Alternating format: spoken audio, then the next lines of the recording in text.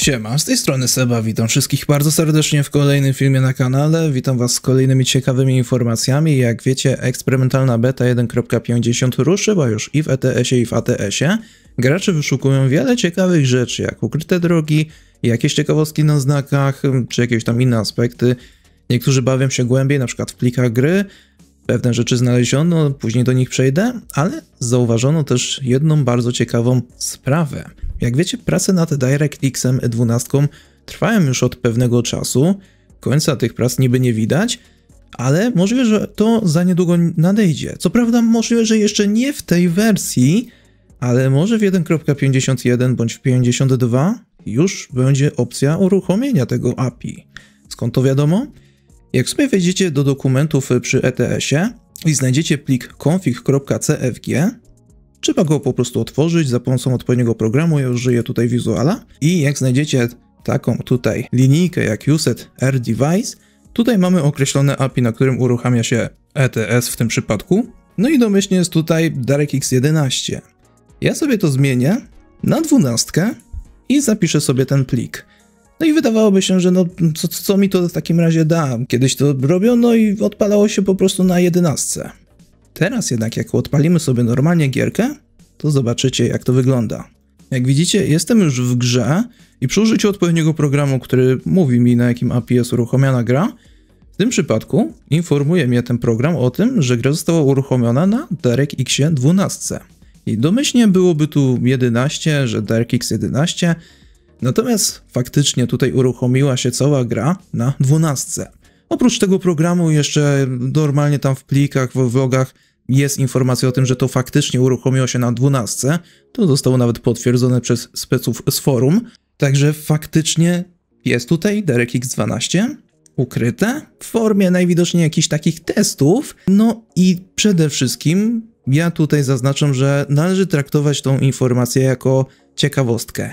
Nie używajcie tego, jeśli macie szczególnie słaby sprzęt i nie jesteście obeznani technicznie, bo jeszcze zepsujecie sobie całkowicie grę, bądź może nawet sprzęt. Traktujcie to jako ciekawostkę, obeznani jak najbardziej mogą się tutaj bawić, ale ci mniej doświadczeni, no bardziej niedzielni gracze, nie chcę nikogo obrażać, ale po prostu nie używajcie, jeśli nie musicie, bo ta wersja nic tak naprawdę nie daje. Nie ma tu jakiejś super wydajności, lepszej optymalizacji, lepszych efektów graficznych, ani nic takiego. Gra wygląda tak samo, ale działa ciut gorzej. Jeden z użytkowników na Reddicie porównał sobie wersję na 11 z 12 i jak się okazuje, są większe spadki FPS-ów w przedziale od 10 do 20 FPS-ów na korzyść 11. Także jedynie traktujcie to jako ciekawostkę, bo na ten moment jedynie co SC Software robi, to zapewne głównie to tylko testuje, ale nie zostało to jeszcze mocno dostosowane. Zresztą większość nowości tych graficznych, tych zmian wizualnych jest też oparta na 11, co może oznaczać, że niekoniecznie będą współdziałać dobrze z 12, więc traktujcie tą informację tylko jako ciekawostkę i fakt, że powoli już ten DirectX 12 się zbliża do gry, niekoniecznie jest powiedziane, że będzie w 1.50, najpewniej też nie. Może w 1.51, może w 52 się już pojawi.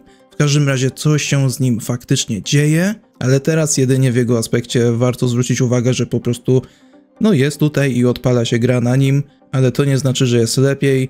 Lepiej działać normalnie na 11, a 12 traktować tylko jako ciekawostkę na ten moment, bo tak jak wspomniałem, działa też gra po prostu gorzej na tej 12. Także to jedna z nowych kwestii technicznych, ale jeszcze coś tam za kulisami się dzieje. Między innymi z dobrego źródła dowiedziałem się, że coś tam dłubią przy używanych naczepach i znaleziono coś związanego z Dynamic Cargo, choć jeszcze nie wiadomo, co to może dokładnie oznaczać. W każdym razie dzięki Jarek za te informacje. Natomiast to nie koniec ciekawostek technicznych. Otóż można wypróbować teraz jazdę w trybie konwój z większą ilością graczy niż tylko 8, no bo mamy domyślnie ten mały limit, jak co by nie mówić, więc żeby go zwiększyć, jest to już teraz możliwe nawet, jest to taka ukryta też opcja. Wchodzimy ponownie do tego konfigu, szukamy linijki USET Gmax Convoy Size i tutaj domyślnie jest 8. Możecie sobie to zmienić na przykład na 16, możecie to zmienić na przykład na 32, na 64, albo maksymalnie na 128 graczy. No i tutaj normalnie też zapisujecie ten plik i wchodzicie normalnie do gry. No i w momencie jak jestem już w grze, mogę sobie wejść tutaj w lobby konwoju. No i nie wiem, czy mi znajdzie akurat jakąś sesję na tyle graczy, ale w razie W mogę sam hostować tutaj. Jak widzicie, mogę sobie ustawić maksymalną liczbę graczy od 2 do 128 nawet. Warunek jest jednak taki, że jeśli chcecie, żeby ludzie z wami grali, to oni też muszą sobie zedytować ten plik.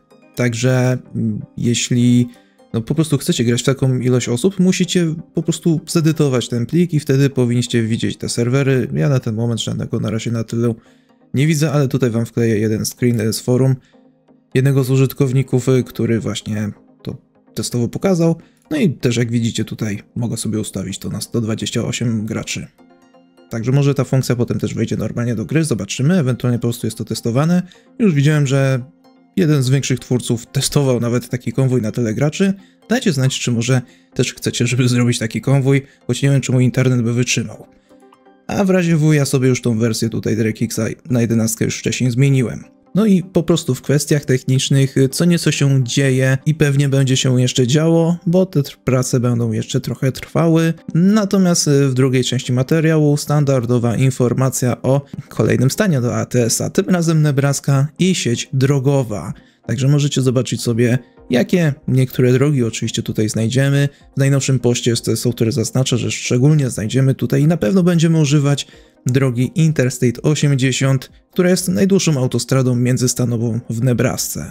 Oprócz niej jest wiele mil innych dróg, stanowych czy lokalnych, które na pewno będzie warto odwiedzić, a Nebraska, no cóż, bardzo szybko się zbliża do gry, bo już na tej wersji 1.50 na samej mapie ten obszar tego stanu jest zaznaczony na szaro, co zazwyczaj oznaczało, że to właśnie na taką daną wersję będzie już dany dodatek, więc 1.50 będzie pod Nebraskę, czy po prostu wiele na to wskazuje. Natomiast jeśli chodzi o ten cały materiał, to tyle, a więc dzięki za oglądanie, zachęcam do oceny filmu, skomentowania go, do udostępnienia, zapraszam na Twittera, Discorda i na mój drugi kanał. Dziękuję wszystkim wspierającym, jak i również zachęcam do wsparcia kanału i widzimy się w kolejnych filmach, więc trzymajcie się, no i cześć!